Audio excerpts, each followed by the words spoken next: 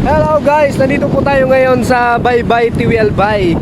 Kaya kung saan makita nyo, ayan, lumalaki na ang dagat ng alon dahil sa bagyo. Ay, lumalaki na ang alon ng bagyo. Ay, lumalaki ang dagat ng bagyo. Teka lang. Lumalaki na yung yung alon ng bagyo. Dahil sa bagyo, lumalaki na yung alon ngayon sa dagat. Yan guys. So kung makita nyo, ayan, ipapakita ko sa inyo yung itsura ng dagat. So ayan po guys, kitang-kita nyo naman, ramdam na po yung yung bagyo dito sa Albay, sa Tiwi Albay po. Ayan malaki na yung mga alon.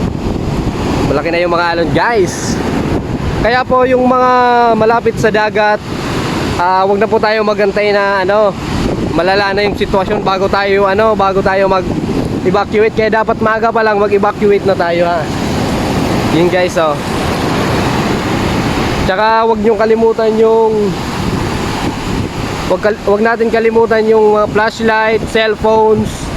I-charge na po natin kasi baka mag-brown out na. Ayan.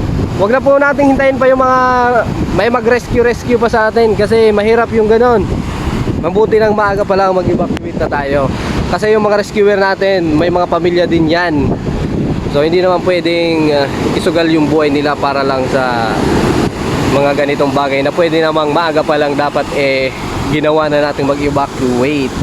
Wag na po tayo maging matigas ang ulo guys.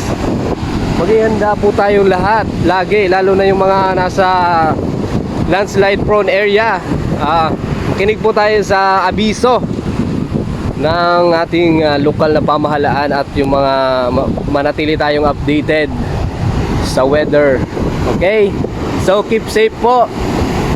Huwag natin kalimutang mag-pray. Mag-pray tayo kay God. Okay? So yan guys, malaki na yung alon talaga guys dahil sa bagyo.